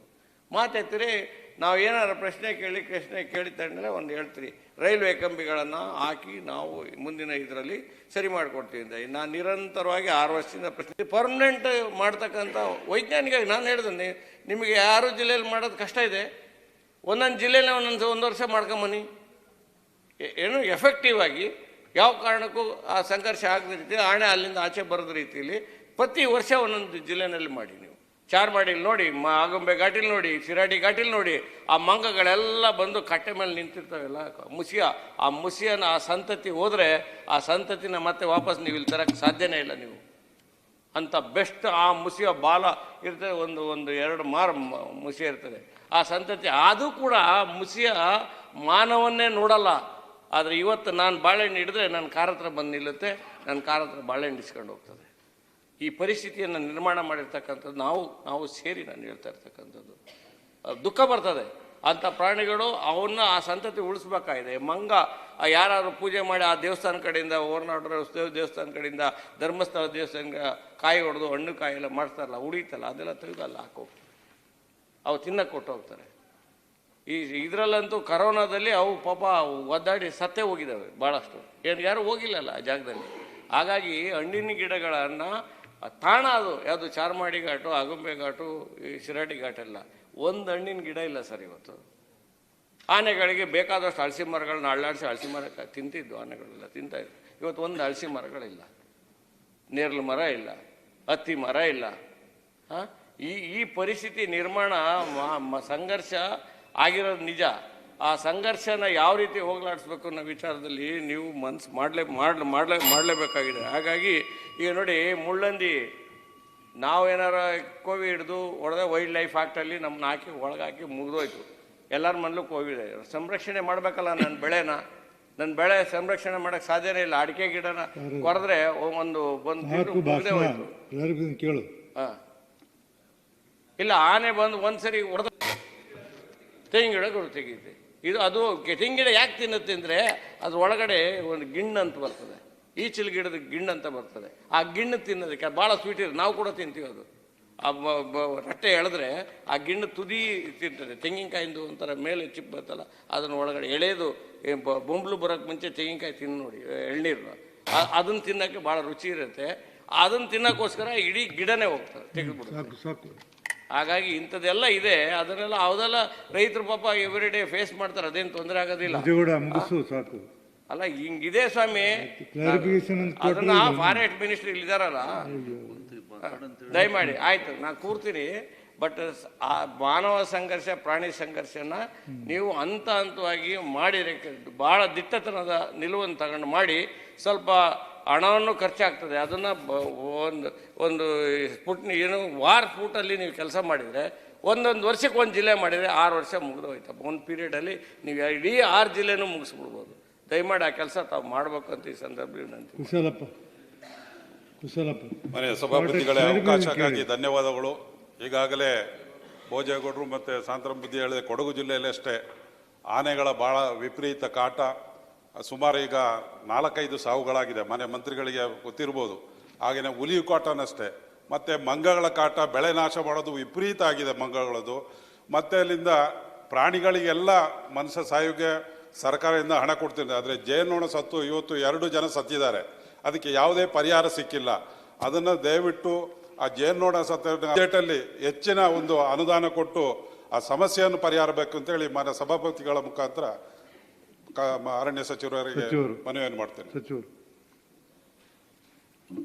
ಸನ್ಮಾನ್ಯ ಸಭಾಪತಿಗಳೇ, ಉತ್ತರ ಕನ್ನಡ ಜಿಲ್ಲೆ ಅಷ್ಟೇ ಅಲ್ಲ, ಪಶ್ಚಿಮ ಘಟ್ಟದ ಎಲ್ಲ 10 ಜಿಲ್ಲೆಗಳಲ್ಲಿ ಮೀಸಲು ಅರಣ್ಯ ಪ್ರದೇಶ ಇದೆ. ಮತ್ತು ಎಲ್ಲ ಕಡೆ ಇವತ್ತೇನು ಸೊಪ್ಪು ಇರ್ಬೋದು ಅಥವಾ ಇವತ್ತು ಕುರ್ಚಲು ಗಿಡ ಇದೆ, ಅದೆಲ್ಲ ರೈತರು ತೆಗೆದುಕೊಂಡು ಹೋಗ್ಲಿಕ್ಕೆ, ಗೊಬ್ಬರ ಅಂತ ಹೇಳಿ ಉಪಯೋಗ ಮಾಡಿಕೊಳ್ಳಿಕ್ಕೆ ಮೊದಲಿನಿಂದಲೂ ಅಧಿಕಾರ ಕೊಟ್ಟಿದೆ. ಈಗಲೂ ಆ ಅಧಿಕಾರ ಇದೆ. ಆದರೆ ಅಲ್ಲಿ ಕೆಲವೊಂದು ಜನ ಅರಣ್ಯ ಒತ್ತುವರಿ ಆಗಿದ್ದಂಥದ್ದು, ಅವರೆಲ್ಲ ಅರಣ್ಯ ಹಕ್ಕು ಕಾಯ್ದೆಯಲ್ಲಿ ಅರ್ಜಿ ಹಾಕಿದ್ದಾರೆ. ಆ ಅರ್ಜಿ ತಿರಸ್ಕಾರ ಆಗಿದ್ದಾವೆ. ಮತ್ತು ಪುನಃ ಪರಿಶೀಲನೆ ಮಾಡಬೇಕು ಅಂತ ಹೇಳಿದ್ದೇವೆ. ಅಂಥ ಯಾರು ರೈತರಿದ್ದಾರೆ, ಅತಿಕ್ರಮಣ ಆಗಿದ್ದಂಥ ರೈತರು, ಅವರ ಬೆಳೆ ಹಾನಿ ಆಗಿದ್ದರೆ ಅಂಥವರಿಗೆ ಪರಿಹಾರ ಕೊಡಲಿಕ್ಕೆ ಕೊಡಲಿಕ್ಕೆ ಕಾಯ್ದೆಯಲ್ಲಿ ಅವಕಾಶ ಇಲ್ಲ. ಕಂದಾಯ ಇಲಾಖೆಯವ್ರ ಬಗ್ಗೆ ಗೌರವ ಸದಸ್ಯರು ಹೇಳಿದ್ದಾರೆ. ಅದರ ಬಗ್ಗೆ ನಾನು ಚರ್ಚೆ ಮಾಡ್ತೇನೆ. ಮತ್ತು ಈಗ ನಮ್ಮ ಇಲಾಖೆ ಅಧಿಕಾರಿಗಳು ಅವರೇನು ಸೊಪ್ಪು ತೆಗೆದುಕೊಂಡು ಹೋಗಲಿಕ್ಕೆ ಅಥವಾ ಕುರ್ಚಲು ಗಿಡ ತೆಗೆದುಕೊಂಡು ಹೋಗಲಿಕ್ಕೆ ಏನಾದರೂ ತೊಂದರೆ ಕೊಡ್ತಾ ಇದ್ದರೆ, ನಾವು ಈಗಾಗಲೇ ಕಟ್ಟುನಿಟ್ಟಿನ ಆದೇಶವನ್ನು ಕೊಟ್ಟಿದ್ದೇವೆ. ಅವರಿಗೆ ಕಟ್ಟುನಿಟ್ಟಿನ ಆದೇಶ ಕೊಟ್ಟು ಕಾಯ್ದೆ ಪ್ರಕಾರ ಅವಕಾಶ ಮಾಡಿಕೊಡುವಂತೆ ನಾನು ಸೂಚನೆಯನ್ನು ಕೊಡ್ತೇನೆ. ಇಂಥ ಮೀಸಲು ಅರಣ್ಯ ಪ್ರದೇಶದಲ್ಲಿ ಅಲ್ಲಿ ಅವರು ವಾಸ್ತವ್ಯ ಮಾಡಲಿಕ್ಕೆ, ಮನೆ ಕಟ್ಟಿಕೊಳ್ಳಲಿಕ್ಕೆ ನಾನು ಅಧಿಕಾರಿಗಳ ಜೊತೆ ಚರ್ಚೆ ಮಾಡಿದಂಥ ಸಂದರ್ಭದಲ್ಲಿ ನಮ್ಮ ಕಾಯ್ದೆ ಪ್ರಕಾರ ಅವಕಾಶವಿಲ್ಲ. ಅವರು ಬಂದು ತೆಗೆದುಕೊಂಡು ಹೋಗ್ಬೋದು. ಅವ್ರ ದನಕರುಗಳನ್ನು ಇವತ್ತು ಮೇವುಗಳನ್ನು ತೆಗೆದುಕೊಂಡು ಹೋಗುವಂಥದ್ದಕ್ಕೆ ಅವಕಾಶ ಇದೆ. ಮಾನವ ಹಾನಿ ಮತ್ತು ಪ್ರಾಣಿ ಸಂಘರ್ಷದ ಬಗ್ಗೆ ಮಾನ್ಯ ಭೋಜೇಗೌಡರು ಭಾಳ ಸವಿಸ್ತಾರವಾಗಿ ಮಾತನಾಡಿದ್ದಾರೆ. ಸತ್ಯ ಇದೆ, ಸುಮಾರು ವರ್ಷದಿಂದ ಇವತ್ತು ಈ ಮಾನವ ಪ್ರಾಣಿ ಸಂಘರ್ಷ ದಿನೇ ದಿನೇ ಜಾಸ್ತಿ ಆಗ್ತಾ ಇದೆ. ಬಹಳಷ್ಟು ಕಾರಣಗಳಿದ್ದಾವೆ ಮಾನ್ಯ ಸಭಾಪತಿಗಳೇ, ಎಲ್ಲರ ಗಮನದಲ್ಲಿದೆ. ಇವತ್ತು ಈಗ ನಾವು ಹೊಸದಾಗಿ ಇವತ್ತು ವನ್ಯಜೀವಿಗಳ ಸಂರಕ್ಷಣೆ ಮಾಡ್ತಾ ಇದ್ದೀವಿ. ಹೀಗಾಗಿ ಆನೆಗಳ ಸಂಖ್ಯೆ ಜಾಸ್ತಿ ಆಗಿದೆ, ಹುಲಿಗಳ ಸಂಖ್ಯೆ ಜಾಸ್ತಿ ಆಗಿದೆ, ಚಿರತೆಗಳ ಸಂಖ್ಯೆ ಜಾಸ್ತಿ ಆಗಿದೆ. ಇವತ್ತು ಕರ್ನಾಟಕ ರಾಜ್ಯದಲ್ಲಿ ಸುಮಾರು 6395 ಆನೆಗಳಿದ್ದಾವೆ. ಇಡೀ ರಾಜ್ಯದಲ್ಲಿ ಎಲ್ಲಕ್ಕಿಂತ ಜಾಸ್ತಿ ಆನೆ ಕರ್ನಾಟಕ ರಾಜ್ಯದಲ್ಲಿ ಇದ್ದಾವೆ. ದೇಶದಲ್ಲಿ 563 ಹುಲಿಗಳಿದ್ದಾವೆ. ನಾವು ಹುಲಿಗಳ ಸಂಖ್ಯೆಯಲ್ಲಿ 2ನೇ ಸ್ಥಾನದಲ್ಲಿ ಇದ್ದೀವಿ. ಹೀಗಾಗಿ ಅರಣ್ಯ ಕ್ಷೀಣಿಸ್ತಾ ಇದೆ. ಮತ್ತೆ ಇವತ್ತು ಜನವಸತಿ ಪ್ರದೇಶಗಳು ಅರಣ್ಯದ ಪಕ್ಕದಲ್ಲಿ ದಿನೇ ದಿನೇ ಜಾಸ್ತಿ ಆಗ್ತಾ ಇದ್ದಾವೆ. ಇವೆಲ್ಲ ಅನೇಕ ಈ ಕಾರಣಗಳ ಜೊತೆಯಲ್ಲಿ ತಾವು ಹೇಳಿದ್ದ ಹಾಗೆ ಆನೆಗಳಿಗೆ ಅರಣ್ಯ ಪ್ರದೇಶದಲ್ಲಿ ಏನು ಅವಕ್ಕೆ ನೀರು ಬೇಕಾಗಿದೆ ಅಥವಾ ಅವಕ್ಕೆ ಆಹಾರ ಬೇಕಾಗಿದೆ, ಯಾವ ರೀತಿಯಲ್ಲಿ ಬಿದಿರು ಇರ್ಬೋದು, ಹಲಸೆ ಇರ್ಬೋದು, ಇತರ ಏನು ಗಿಡ ಮರಗಳನ್ನು ಬೆಳೆಸಬೇಕಾಗಿದೆ, ಈಗಾಗಲೇ ನಾವು ಸೂಚನೆಯನ್ನು ಕೊಟ್ಟಿದ್ದೇವೆ. ಇವತ್ತೆಲ್ಲೂ ಯುಕಾಲಿಪ್ಟಸ್ ಆಗಲಿ ಅಕೇಶಿಯಾ ಆಗಲಿ ಬೆಳೆಸಬಾರ್ದು, ಅವೆಲ್ಲ ತೆಗೆದುಹಾಕಬೇಕು ಅಂತ ಹೇಳಿದ್ದೇವೆ. ಹಿಂದೆ ಎಲ್ಲ ಆನೆ ಕಂದಕಗಳು ನಿರ್ಮಾಣ ಮಾಡಿದ್ದಾರೆ, ಹಿಂದೆ ಟೆಂಟಕಲ್ ಫೆನ್ಸಿಂಗ್ ಆಗಿದೆ, ಎಲ್ಲವೂ ಆಗಿದೆ. ಆನೆ ಕಂದಕ ನಿರ್ಮಾಣ ಮಾಡಿದ್ರು ಅದು ಬಹಳ ನಿರ್ವಹಣೆ ಮಾಡಲಿಕ್ಕೆ ತೊಂದರೆ ಆಗ್ತಾ ಇದೆ. ಆನೆ ಹೊರಗಡೆ ಬಂದ್ಬಿಡ್ತು ಅಂತ ಹೇಳಿದ್ರೆ ಮುಚ್ಚೋಗ್ಬಿಡ್ತದೆ, ಮಳೆ ಬಂದರೆ ಮುಚ್ಚೋಗ್ಬಿಡ್ತದೆ. ಹೀಗಾಗಿ ಅದ್ರ ಜೊತೆಯಲ್ಲಿ ನಾವೇನಾದರೂ ಟೆಂಟಕಲ್ ಫೆನ್ಸಿಂಗು ಮಾಡಿದೀವಿ ಅಂತ ಹೇಳಿದ್ರು ಇವತ್ತು ಬ್ಯಾಟ್ರಿ ಇಲ್ಲ ಅಂತೇಳಿ ಆ ಫೆನ್ಸಿಂಗ್ ವರ್ಕ್ ಆಗ್ತಾ ಇಲ್ಲ, ಮತ್ತೆ ಆನೆ ಅರಣ್ಯದ ಹೊರಗಡೆ ಬರ್ತಾ ಇದೆ ಅಂತೇಳಿ ರೈಲ್ವೆ ಬ್ಯಾರಿಕೇಡ್ ಮಾಡಬೇಕು ಅಂತ ಮಾಡಿದ್ದೇವೆ. ನಾನು 20 ತಿಂಗಳ ಕೆಳಗಡೆ 330 ಕಿಲೋಮೀಟರ್ ಇತ್ತು ರೈಲ್ವೆ ಬ್ಯಾರಿಕೇಡ್ ಮಾತ್ರ. ಈಗ ಸುಮಾರು ಅದಕ್ಕೆ ಆ ರೈಲ್ವೆ ಬ್ಯಾರಿಕೇಡ್ಗೆ 200 ಇಂದ 300 ಕೋಟಿ ರೂಪಾಯಿ ಅನುದಾನ ಮೀಸಲಿಕ್ಕಿ ಆ ರೈಲ್ವೆ ಬ್ಯಾರಿಕೇಡ್ ಎಲ್ಲೆಲ್ಲಿ ಅವಶ್ಯಕತೆ ಇದೆ ಅಲ್ಲೆಲ್ಲಿ ಮಾಡುವಂಥ ಒಂದು ಪ್ರಕ್ರಿಯೆ ಪ್ರಾರಂಭ ಆಗಿದೆ. ಭಾಳ ಕಡೆ ನಿಮ್ಮ ಕೊಡಗುನಲ್ಲಿರ್ಬೋದು, ನಿಮ್ಮ ಚಿಕ್ಕಮಗಳೂರಲ್ಲಿರ್ಬೋದು, ಹಾಸನಲ್ಲಿ ಸಹಿತ ನಿನ್ನೆ ನಾನು ಹಾಸನ ಅದಕ್ಕೆ ಹೋಗಿದ್ದೆ. ಹಾಸನದಲ್ಲಿ ಮಾನ್ಯ ಸಭಾಪತಿಗಳೇ ಭಾಳ ಒಂದು ದುರದೃಷ್ಟದ ಸಂಗತಿ ಅಂತಂದರೆ ಪ್ರತಿ ವರ್ಷ ಹೋದ ವರ್ಷ 65 ಜನ ಇವತ್ತು ಆನೆ ಮತ್ತು ನಮ್ಮ ಆನೆ ಎಲ್ಲ ಮಾನವ ಪ್ರಾಣಿ ಸಂಘರ್ಷದಲ್ಲಿ ಮೃತಪಟ್ಟಿದ್ದಾರೆ. ಆನೆಯಿಂದ 37 ಜನ ಸತ್ತಿದ್ದಾರೆ. ಈ ವರ್ಷ ಇಲ್ಲಿವರೆಗೆ ಸುಮಾರು 42 ಜನ ಮೃತಪಟ್ಟಿದ್ದಾರೆ. ಅದು ಮಾರ್ಚಲ್ಲಿ, ಫೆಬ್ರವರಿಯಲ್ಲಿ, ಏಪ್ರಿಲ್ವರೆಗೆ ಸಾವುಗಳು ಜಾಸ್ತಿ ಆಗ್ತದೆ. ಯಾಕೆಂದರೆ ಆನೆಗಳು ಬೇಸಿಗೆ ಇದೆ, ಹೋದ ಸಲ ಬರ ಇತ್ತು, ಈ ಸಲ ಸಾವಿನ ಸಂಖ್ಯೆ ಕಡಿಮೆ ಆಗಿದೆ.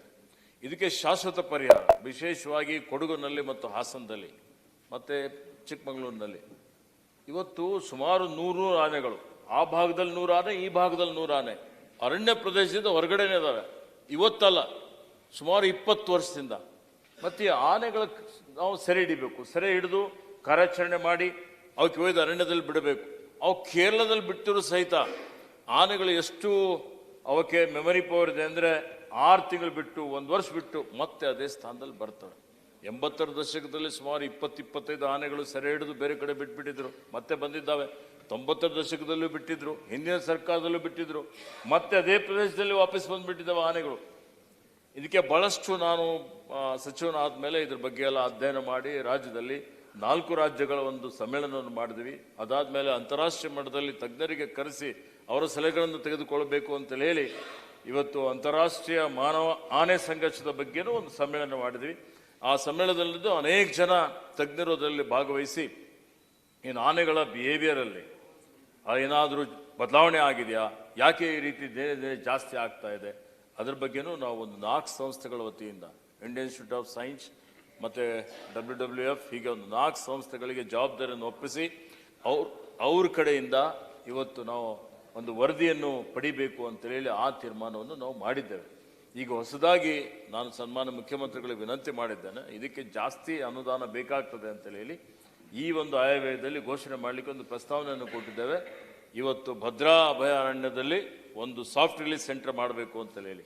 ಯಾವ ಅರಣ್ಯದ ಹೊರಗಡೆ ಇದ್ದಾವೆ, ಅರಣ್ಯದ ಒಳಗಡೆ ಇದ್ದಂಥದ್ದು ನೀವು ಬ್ಯಾರಿಕೇಡ್ ಆಗಲಿ ಮತ್ತೊಂದಾಗಲಿ ಆದರೂ ಹಾಕಬಹುದು. ಆದರೆ ಹೊರಗಡೆ ಇದ್ದಂಥದ್ದು, ಹೊರಗಡೆ ಇದ್ದಂಥವಿಗೆ ನೀವೆಲ್ಲ ಕಾಫಿ ಎಸ್ಟೇಟ್ ಬೆಳೆಸಿದ್ದೀರಿ. ಇವತ್ತು ಆ ಕಾಫಿ ಎಸ್ಟೇಟ್ಗಳಲ್ಲಿ ಏನಾಗ್ತಾ ಇದೆ ಅಂದರೆ ಆನೆಗಳಿಗೆ ಅರಣ್ಯ ಮತ್ತು ಕಾಫಿ ಎಸ್ಟೇಟಲ್ಲಿ ಬೇರೆ ಬೇರೆ ಅದಕ್ಕೆ ವಿಭಿನ್ನವಾಗಿ ಕಾಣೋದಿಲ್ಲ. ಇವತ್ತು ಅರಣ್ಯಕ್ಕಿಂತಲೂ ಕಾಫಿ ಎಸ್ಟೇಟ್ನಲ್ಲಿ ಅವಕ್ಕೆ ರುಚಿಕರವಾದಂಥ ಆಹಾರಗಳು ಸಿಗ್ತದೆ. ಅದೇ ಭಾಳ ದಟ್ಟವಾದಂಥ ಅರಣ್ಯ ಥರ ಇದೆ. ಹೀಗಾಗಿ ಅಲ್ಲೇ ಬೆಳೀತಾ ಇದ್ದಾವೆ, ಅಲ್ಲೇ ಹುಟ್ಟುತ್ತಾ ಇದ್ದಾವೆ. ಇಂಥ ಒಂದು ಪರಿಸ್ಥಿತಿಯಲ್ಲಿ ನಾವೊಂದು ತೀರ್ಮಾನವನ್ನು ಮಾಡಿ ಒಂದು ಸಾಫ್ಟ್ ರಿಲೀಸ್ ಸೆಂಟರ್ ಮಾಡಬೇಕು ಅಂತೇಳಿ ನಿನ್ನೆ ನಾನು ಹಾಸನ್ಗೆ ಹೋಗು ಘೋಷಣೆಯನ್ನು ಮಾಡಿದ್ದೇನೆ. ಅದಕ್ಕೆ ಒಂದು 100 ಕೋಟಿ 200 ಕೋಟಿ ರೂಪಾಯಿ ಅನುದಾನ ಬೇಕಾಗ್ತದೆ. ಒಂದು 2 ವರ್ಷಗಳ ಒಳಗಾಗಿ ಸಾಫ್ಟ್ ರಿಲೀಸ್ ಸೆಂಟರ್ ಅಲ್ಲಿ ಮಾಡಿ ಅಲ್ಲಿರುವಂಥ ಏನು ಅರಣ್ಯದ ಹೊರಗಡೆ ಇರುವಂಥ ಏನು ಆನೆಗಳಿದ್ದಾವೆ, ಸುಮಾರು 200 ಆನೆಗಳಿದ್ದಾವೆ. ಮತ್ತು ಕಾರ್ಯಾಚರಣೆ ಮಾಡಬೇಕು ಅಂದ್ರೆ ಭಾಳ ಕಷ್ಟದ ಒಂದು ಪರಿಸ್ಥಿತಿ. ಇದು ಭಾಳ ಅಪಾಯವಾದಂಥ ಒಂದು ಕಾರ್ಯಾಚರಣೆ ಅಂತೇಳಿ ಹೇಳ್ಬೋದು. ಮಾಡುವಂಥ ಸಂದರ್ಭದಲ್ಲಿ 4-6 ಕುಮ್ಕಿ ಆನೆಗಳಿಗೆ ತೆಗೆದುಕೊಂಡು ಹೋಗಿ ಒಬ್ಬ ವೆಟರ್ನರಿಯನ್ ಬೇಕು, ಒಬ್ಬ ಡಾಕ್ಟ್ರಿಂಗ್ ಮಾಡೋನು ಬೇಕು. ಅದೆಲ್ಲ ಮಾಡೋಂಥ ಸಂದರ್ಭದಲ್ಲಿ ಪುಂಡಾನೆ ಏನಾದರೂ ಮತ್ತೆ ಅದು ವೈಲ್ಡ್ ಆಗಿಬಿಡ್ತು ಅಂತ ಹೇಳಿದ್ರೆ, ಆನೆ ವೆಂಕಟೇಶ್ ಅದೇ ರೀತಿಯಲ್ಲಿ ಸಾವಾಗಿದ್ದು ತಮ್ಮ ಗಮನದಲ್ಲಿದೆ. ಅವನೊಬ್ಬ ಶಾರ್ಪ್ ಶೂಟರ್ ಇದ್ದ. ಆನೆ ಪುಂಡಾನೆ ಬಂದ್ಬಿಟ್ಟು ಅಲ್ಲೇ ಸ್ಪಾಟಲ್ಲೇ ಸಾವಾಯಿತು. ಅದೇ ರೀತಿಯಲ್ಲಿ ಅರ್ಜುನ ಆನೆನೂ ಸಾವಾಯಿತು.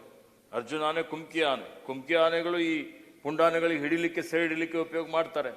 ಅಂಥ ಪರಿಸ್ಥಿತಿಯಲ್ಲಿ ಆ ಕುಮ್ಕಿ ಆನೆನೂ ಸಾವಾಯಿತು, ದಸರಾಗೆ ಉಪಯೋಗ ಮಾಡಿದಂಥದ್ದು. ಬಹಳಷ್ಟು ಟೀಕೆ ಟಿಪ್ಪಣಿಗಳು ಬಂದು ಅದರಲ್ಲಿ. ಇವೆಲ್ಲ ಮುನ್ನೆಚ್ಚರಿಕೆ ಕ್ರಮಗಳು ನಾವು ತೆಗೆದುಕೊಳ್ಬೇಕಾಗ್ತದೆ. ಆ ದೃಷ್ಟಿಯಿಂದ ಸಾಫ್ಟ್ ರಿಲೀಸ್ ಸೆಂಟರ್ ಒಂದು ಕಡೆ ಮಾಡಿ, ಮತ್ತು ಎಲ್ಲೆಲ್ಲಿ ಅವಶ್ಯಕತೆ ಇದೆ ಇನ್ನೊಂದು 300 ಕಿಲೋಮೀಟರ್ ರೈಲ್ವೆ ಬ್ಯಾರಿಕೇಡ್ ಮಾಡಬೇಕು ಅಂತೇಳಿ ಹೇಳಿ ಪ್ರಸ್ತಾವನೆಗಳಿದ್ದಾವೆ. ಇವೆಲ್ಲ ಇನ್ನೊಂದು 300 ಕಿಲೋಮೀಟರ್ ಮಾಡಿ, ಇದು ಜೀವ ಅತ್ಯಮೂಲ್ಯವಾದಂಥದ್ದು. ಹೀಗಾಗಿ ಜೀವಕ್ಕೆ ನಾವು ಬರೀ ಏನು ಪರಿಹಾರ ಕೊಟ್ಟರು ಮರಳಿ ಜೀವ ಬರೋದಿಲ್ಲ. ಆ ಜೀವ ಸಂರಕ್ಷಣೆ ಮಾಡಬೇಕು.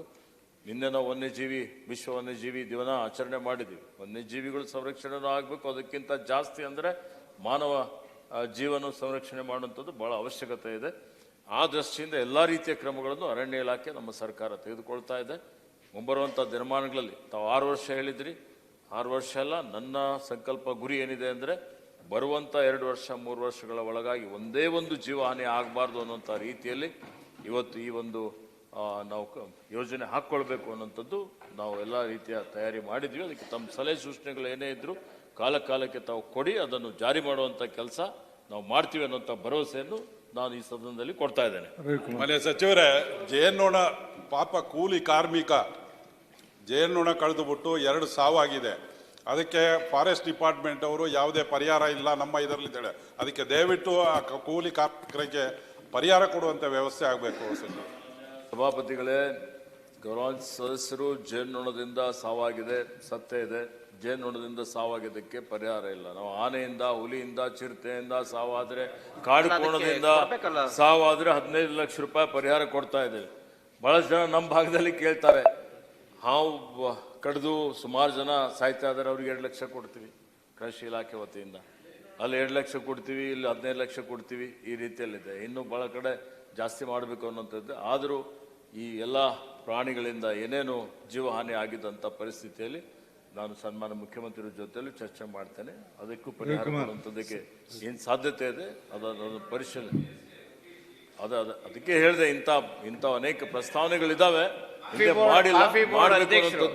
ಕಾಫಿ ಬೋರ್ಡ್ ಅಧ್ಯಕ್ಷರು ನನ್ನ ಹೆಸರು ಭೋಜೇಗೌಡ ಅಂತ, ಈಸ್ ಕಾಂಗ್ರೆಸ್ ವೆಟರನ್ ಲೀಡರ್. ಅವರು is a very big planter, is more than 600 acres planter. ಅವ್ರ ಮನೆ ಹತ್ರನೇ ಜೇನ್ನೊಣ ಕಾಡಲ್ಲಿ ಇದ್ದಿದ್ದು ಜೇನ್ನೊಣ ಬಂದು ಕಡ್ದು ತೀರೋದು.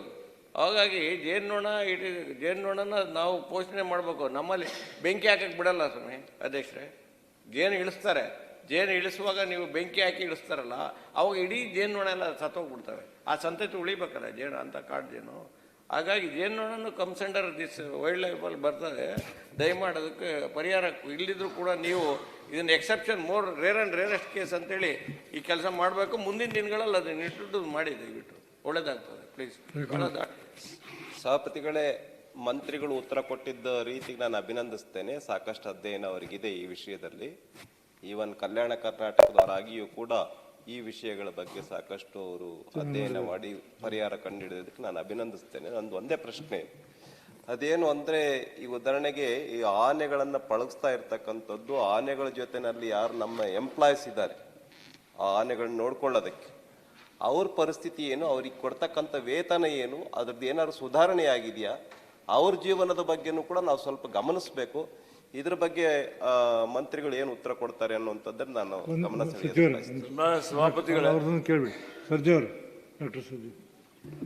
ಮಾನ್ಯ ಸಭಾಪತಿಗಳೇ, ಈ ಮ್ಯಾನ್ ಅನಿಮಲ್ ಕಾನ್ಫ್ಲಿಕ್ಟಲ್ಲಿ ಆನೆ ದಾಳಿ ತುಂಬ ಆಗ್ತಾ ಇದೆ. ಆದರೆ ಅದಕ್ಕೆ ಹ್ಯಾಂಡ್ಲ್ ಮಾಡುವಂಥ ಡಾಕ್ಟರ್ಸ್ ಎಷ್ಟು ಜನ ಇದ್ದಾರೆ ಅಂತ ಹೇಳಿ, ಅದು ನನಗೆ ತಿಳಿದ ಮಟ್ಟಕ್ಕೆ 4 ಜನ ಡಾಕ್ಟರ್ಸ್ ಇದ್ದಾರೆ ಅಂತ ಹೇಳಿ, ವೈಲ್ಡ್ ಲೈಫ್ ಅನಿಮಲ್ನ ಹ್ಯಾಂಡ್ಲ್ ಮಾಡೋಂಥವ್ರು. ಇದು ಒಂದು. ಅದರ ಎಷ್ಟು ನಿಯಮದ ಪ್ರಕಾರ ಎಷ್ಟು ಜನ ಇರಬೇಕು, ಯಾವಾಗ ಅದನ್ನು ಅಪಾಯಿಂಟ್ಮೆಂಟನ್ನ ಆಗುತ್ತೆ. ಅದು ಇವಾಗ ಬಂದಿರೋರೆಲ್ಲ ಡೆಪ್ಟೇಷನ್ ಮೇಲೆ ಬಂದಿದ್ದಾರೆ, ಪರ್ಮನೆಂಟ್ ಆಗಿ ವೈಲ್ಡ್ ಲೈಫಲ್ಲಿ ತೊಗೊಂಡಿಲ್ಲ. ಇದು ಒಂದು. ಎರಡನೇದು, 2 years ಬ್ಯಾಕು ಒಬ್ಬ ಡಾಕ್ಟರ್ ವಿನಯ್ ಅಂಥೇಳಿ ಅವರು ಶಿವಮೊಗ್ಗದ ಹತ್ರನೇ ಹೀಗೆ ಆನೆ ಬಂದಾಗ ಅದನ್ನು ಹಿಡಿಲಿಕ್ಕೆ ಹೋದಾಗ ಆನೆಯಿಂದ ಹೊಡೆತ ಬಿದ್ದು ಅವರಿಗೆ ತುಂಬ ಸೀರಿಯಸ್ ಆಗಿ ಕೊನೆಗೆ ಶಿವಮೊಗ್ಗದಿಂದ ಲಿಫ್ಟ್ ಮಾಡಿ ಮಣಿಪಾಲಿಗೆ ಬಂದು ಸುಮಾರು 75 ಲಕ್ಷ ಖರ್ಚು ಮಾಡಿದರು.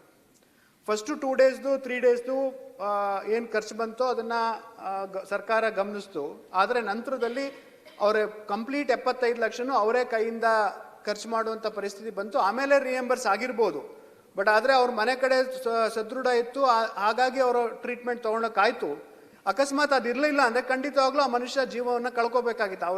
ಅವರಿಗೆ ಪೇ ಮಾಡೋ ಕೆಪಾಸಿಟಿ ಇತ್ತು, ಹಾಗಾಗಿ ಮಣಿಪಾಲಿಗೆ ಹೋಗಿ ಟ್ರೀಟ್ಮೆಂಟ್ ತೊಗೊಂಡು ಅದಕ್ಕೆ ಏನು ಪ್ರೊಟೆಕ್ಷನ್ನ ಕೊಡಬೇಕು. ಯಾಕೆಂದರೆ ಅವರು ಆ ಪ್ರೊಟೆಕ್ಷನ್ ಇಲ್ಲ ಅಂದರೆ ಯಾವ ಖಾತ್ರಿ ಮೇಲೆ ಅವರು ಹೋಗಿ ಮಾಡಬೇಕು ಅಂತ. ಮೂರನೇದು, ಇವಾಗ ಸಮ್ಮರ್ ಸೀಸನ್ ಸ್ಟಾರ್ಟ್ ಆಗಿದೆ, ಬೇಸಿಗೆ ಕಾಲ. ಹಾಗಾಗಿ ಕಾಡನ್ನ ಬೆಂಕಿ ಹತ್ತೋದು, ಯಾಕೆಂದರೆ ಎಲ್ಲ ಒಣ ಎಲೆಗಳು ಬಿದ್ದಿದೆ, ತುಂಬ ಆಗೋ ಸಾಧ್ಯತೆ ಇದೆ. ಹಾಗಾಗಿ ಫೈರ್ ಕ್ಯಾಚರ್ಸ್ನ ಕಾಂಟ್ರಾಕ್ಟ್ ಬೇಸಿಸಲ್ಲಿ ತಗೋಬೇಕು ಅಂತಿದೆ. ಬಟ್ ಅಲ್ಲಿ ನಮಗೆ ಮಾಹಿತಿ ಬಂದಿದ್ದು, ನಾನು ಅಲ್ಲಿ ಸುಮಾರಷ್ಟು ಜನ ಈ ಫಾರೆಸ್ಟ್ ಗಾರ್ಡ್ಗಳ ಹತ್ರ ಮಾತಾಡಿದಾಗ ಮಾಹಿತಿ ಬಂದಿದ್ದು, ತೋರಿಸ್ತಾರೆ ಇಷ್ಟು ಜನ ಇದ್ದಾರೆ ಅಂತ. ಬಟ್ ಆ್ಯಕ್ಚುಲಿ ಅಷ್ಟು ನಂಬರ್ ಇರಲ್ಲ. ಆಲ್ಮೋಸ್ಟ್ 30 to 40% ಅಷ್ಟೇ ಇರ್ತಾರೆ. ಬಟ್ ತೋರಿಸ್ಬೇಕಾದ್ರೆ ಅಷ್ಟು ಜನ ತಗೊಂಡಿದ್ದೀವಿ ಅಂತ ತೋರಿಸ್ತಾರೆ ಅಂತ. ದಯವಿಟ್ಟು ಇದ್ರ ಬಗ್ಗೆ ತಾವು ಗಮನ ಹರಿಸಬೇಕು ಅಂತ ನಾನು ಈ ಸಮಯದಲ್ಲಿ ಕೇಳ್ತೀನಿ. ಸನ್ಮಾನ್ಯ ಸಭಾಪತಿಗಳೇ, ಹೌದು, ಬಹಳಷ್ಟು ಹುದ್ದೆಗಳು ಖಾಲಿ ಇದೆ. ಹುದ್ದೆಗಳು ಭರ್ತಿ ಮಾಡಿಕೊಳ್ಳಿಕ್ಕೆ ಈಗಾಗಲೇ ಪ್ರಕ್ರಿಯೆ ಪ್ರಾರಂಭ ಮಾಡಿದ್ದೇವೆ. ಒಂದು 540 ವಾಚಸ್ಗೆ ಭರ್ತಿ ಮಾಡಲಿಕ್ಕೆ ಆರ್ಥಿಕ ಇಲಾಖೆಯಿಂದ ಪರವಾನಗಿ ತೆಗೆದುಕೊಂಡು ಅದರ ಒಂದು ಅಧಿಸೂಚನೆಯನ್ನು ಹೊರಡಿಸಿದ್ದೇವೆ. ತಾವು ಹೇಳಿದ ಹಾಗೆ ಆನೆಗಳ ನಿರ್ವಹಣೆ ಮಾಡುವಂಥವರು ಮಾವುತರು, ಕಾವಾಡಿಗರು, ಮತ್ತು ಈಗ ಆನೆ ಕಾರ್ಯಾಚರಣೆ ಮಾಡುವಂಥದ್ದು, ಆ ಸಂದರ್ಭದಲ್ಲಿ ವೆಟರ್ನರಿಯನ್ ಬೇಕಾಗ್ತಾರೆ. ಮತ್ತು ಈಗ ಆನೆಗಳು ಇವತ್ತು ಜನವಸತಿ ಪ್ರದೇಶದಲ್ಲಿ ಬಂದು ಅಂತ ಹೇಳಿದರೆ ಎಲಿಫೆಂಟ್ ಟಾಸ್ಕ್ ಫೋರ್ಸ್ ಅಂತ ಮಾಡಿದ್ರು. ಸುಮಾರು 7 ಎಲಿಫೆಂಟ್ ಟಾಸ್ಕ್ ಫೋರ್ಸ್ ಈಗ ನಮ್ಮಲ್ಲಿ ಕಾರ್ಯ ಮಾಡ್ತಾ ಇದ್ದಾರೆ. ಒಂದೊಂದು ಎಲಿಫೆಂಟ್ ಟಾಸ್ಕ್ ಫೋರ್ಸಲ್ಲಿ ಸುಮಾರು 40 ಜನ ಸ್ಥಳೀಯರು, ಅದರಲ್ಲಿ ಎಲ್ಲಕ್ಕಿಂತ ಜಾಸ್ತಿ ಅಂತ ಹೇಳಿದರೆ ಅದರಲ್ಲಿ ಭಾಳಷ್ಟು ಜನ ಇವತ್ತು ಯಾರು ಆನೆಗಳ ಬಗ್ಗೆ ಮಾಹಿತಿ ಇದೆ, ಯಾರು ಬುಡಕಟ್ಟು ಸಮುದಾಯದವರಿದ್ದಾರೆ ಅಂಥವರಿಗೆ ಇವತ್ತು ಆ ಒಂದು ಟಾಸ್ಕ್ ಫೋರ್ಸಲ್ಲಿ ನಾವು ಸೇರಿಸಿಕೊಂಡು ಅದಕ್ಕೆ ನಮ್ಮ ಇಲಾಖೆ ವತಿಯಿಂದ ಒಬ್ಬ DFO, ಒಬ್ಬ RFO, ಒಬ್ಬ ACFಗೆ ಕೊಟ್ಟು ಅವರಿಗೆ ವಾಹನಗಳು, ಅವರಿಗೆ ಸಲಕರಣೆಗಳು ಮತ್ತು ಅವರಿಗೆ ಇವತ್ತು ಸೇಫ್ಟಿ ಗಿಯರ್ಸ್ ಎಲ್ಲ, ಡ್ರೆಸ್ ಎಲ್ಲ ಕೊಡುವಂಥದ್ದಕ್ಕೆ ವ್ಯವಸ್ಥೆ ಮಾಡಿದ್ದಾರೆ. ಮತ್ತು ಯಾರು ಮುಂಚೆಯಲ್ಲಿ ಇದ್ದುಕೊಂಡು ಯಾರು ಕೆಲಸ ಮಾಡ್ತಾರೆ, ನಾನು ಬಂದಮೇಲೆ ಮೊನ್ನೆ ಭಾಳಷ್ಟು ಮಾಡಿ ಅದನ್ನು ಬಿಡುಗಡೆ ಮಾಡಿಸಿದ್ದೇನೆ. ಪ್ರತಿ ತಿಂಗಳು ಅವರಿಗೆ 2,000 ರೂಪಾಯಿ ಇವತ್ತು ಏನು ಹಾರ್ಡ್ಶಿಪ್ ಭತ್ಯೆ ಅಂತ ಕೊಡಬೇಕು ಅಂತ ಹೇಳಿ ತೀರ್ಮಾನ ಮಾಡಿ, ಅಲ್ಲಿ ಬರೀ ETF ಅಷ್ಟೇ ಅಲ್ಲ, ಎಲಿಫೆಂಟ್ ಟಾಸ್ಕ್ ಫೋರ್ಸ್ ಅಷ್ಟೇ ಅಲ್ಲ, ಆ್ಯಂಟಿ ಡಿಪ್ರೆಡೇಷನ್ ಕ್ಯಾಂಪ್ ಇದೆ, ರ್ಯಾಪಿಡ್ ರೆಸ್ಪಾನ್ಸ್ ಟೀಮ್ ಇದೆ, ಒಂದೊಂದು ಕಡೆ ಇವೇನು ಕೆಲಸ ಮಾಡ್ತಾರೆ, ಇವು ಆ್ಯಂಟಿ ಪೋಚಿಂಗ್ ಕ್ಯಾಂಪ್ ಇದೆ. ಅವ್ರು ಯಾರು ರಿಸ್ಕಲ್ಲಿ ಕೆಲಸ ಮಾಡ್ತಾರೆ, ಅರಣ್ಯ ಪ್ರದೇಶದಲ್ಲಿ ಇರ್ತಾರೆ, ಅಂಥವ್ರಿಗೆ ತಿಂಗಳಿಗೆ 2,000 ರೂಪಾಯಿ ಕೊಡಬೇಕು ಅಂತ ಘೋಷಣೆ 6 ತಿಂಗಳ ಕೆಳಗೆ 9 ತಿಂಗಳ ಕೆಳಗಡೆ ಮಾಡಿದ್ದೆ. ಈಗ ಮೊನ್ನೆ ಅನುದಾನ ಬಿಡುಗಡೆ ಆಗಿದೆ. ಅವತ್ತಿನಿಂದ ಇವತ್ತಿನವರೆಗೆ ಅವರಿಗೂ ಅದು ಸ್ಪೆಷಲ್ ಆಗಿ ಕೊಟ್ಟಿದ್ದೇವೆ. ಹಂತವಾಗಿ ಹುದ್ದೆಗಳು ಭರ್ತಿ ಮಾಡಿಕೊಳ್ಳುವಂಥದ್ದಕ್ಕೆ ನಾನು ಮನವಿ ಮಾಡಿದ್ದೇನೆ. ಈ ಸಲ ಹೆಚ್ಚಿನ ರೀತಿಯಲ್ಲಿ ಖಾಲಿ ಹುದ್ದೆಗಳನ್ನು ಭರ್ತಿ ಮಾಡುವಂಥ ಕೆಲಸ ಮಾಡ್ತೇವೆ. ಆಕ್ಸಿಡೆಂಟ್ ಆಗಿ ಡ್ಯಾಮೇಜ್ ಆದ್ರೆ ಹೆಲ್ತ್ ಬಗ್ಗೆ ತಾವು ಹೇಳಿದಿರಿ, ಆರೋಗ್ಯದ ಬಗ್ಗೆ. ಹೌದು ಮಾನ್ಯ ಸಭಾಪತಿಗಳೇ, ಈಗ ಯಾರ್ಯಾರು ಗಾಯಾಳುಗಳಿದ್ದಾರೆ ಇದರಲ್ಲಿ, ಆ ಗಾಯಾಳುಗಳಿಗೂ ನಾನು ಮೊನ್ನೆ ಹೋಗಿದಾಗ ಹೇಳಿದ್ದೇನೆ, ಅದೊಂದು ಮಾನದಂಡ, ಅದೇ ಸರ್ಕಾರದ ಸುತ್ತೋಲೆ ಇದೆ. ಸುತ್ತೋಲೆ ಪ್ರಕಾರ ಪರ್ಮನೆಂಟ್ ಡಿಸಬಿಲಿಟಿ ಆದರೆ 10 ಲಕ್ಷ ಇರಬೇಕು ಅಂತ ಅನ್ಸುತ್ತೆ ಅಲ್ಲಿ. ಮತ್ತೆ ಪಾರ್ಷಿಯಲ್ ಡಿಸಬಿಲಿಟಿ ಆದರೆ 5 ಲಕ್ಷ ಇದೆ. ಅವರು ಹಾಸ್ಪಿಟಲ್ ವೆಚ್ಚನೂ ಭರ್ತಿ ಮಾಡುವಂಥದ್ದಿದೆ. ಅಧಿಕಾರಿಗಳಿಗೆ ಯಾವಾಗ ಗಾಯಾಳುಗಳು ಯಾರಿದ್ದಾರೆ ಅವ್ರ ಆಸ್ಪತ್ರೆ ವೆಚ್ಚ ಇರ್ಬೋದು, ಅವ್ರಿಗೆ ಪರ್ಮನೆಂಟ್ ಡಿಸಬಿಲಿಟಿ ಆದರೆ ತತ್ಕ್ಷಣವೇ ಅವರಿಗೂ ಯಾವ ರೀತಿಯಲ್ಲಿ ಈಗ ಸಾವಾದರೆ ಇಮಿಡಿಯೇಟ್ ಆಗಿ ತತ್ಕ್ಷಣ 15 ಲಕ್ಷ ರೂಪಾಯಿ ಕೊಡ್ತಾ ಇದ್ದೀವಿ. ಅದೇ ರೀತಿಯಲ್ಲಿ ಅವ್ರಿಗೆ ಗಾಯ ಆದರೂ ನಮ್ಮ ಸುತ್ತೋಲೆ ಪ್ರಕಾರ ತಕ್ಷಣವೇ ಇವತ್ತು ಏನು ಪರಿಹಾರ ಕೊಡಲಿಕ್ಕೆ ಸೂಚನೆಯನ್ನು ಕೊಡ್ತಾರೆ. ಸಾಕ್ರಿ, ಎಷ್ಟ್ರಿ ಇವರ ಏನು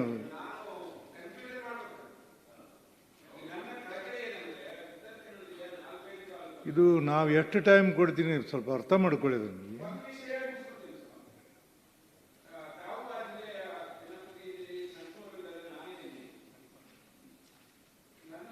ಪ್ರಮುಖ ಬೇಡಿಕೆ ಏನಂದ್ರೆ ಅಲ್ಲಿಯ ಜಿಲ್ಲಾಧಿಕಾರಿಗಳು ಮತ್ತು ಅರಣ್ಯ ಇಲಾಖೆಯವರು ಜಂಟಿಯಾಗಿ ಆ ರೈತರ ಒಂದು ಸಣ್ಣ ಸಭೆನಾದರೂ ಕರೀಲಿ ಅಂತ ನಾನು ಮನವಿ ಮಾಡ್ಕೊಳ್ತೇನೆ. ಆ ಯಲ್ಲಾಪುರದಲ್ಲೊಂದು ಅರಣ್ಯ ರೈತರ ಸಂರಕ್ಷಣಾ ಸಮಿತಿ ಅಂತ ಹೋರಾಟ ಮಾಡುತ್ತೆ. ಆ ಯಲ್ಲಾಪುರ, ಅಂಕೋಲ ಮತ್ತು ಸಿರ್ಸಿ, ಸಿದ್ದಾಪುರ ಈ ಸೊಪ್ಪಿನ ಬೆಟ್ಟ ಬರುವ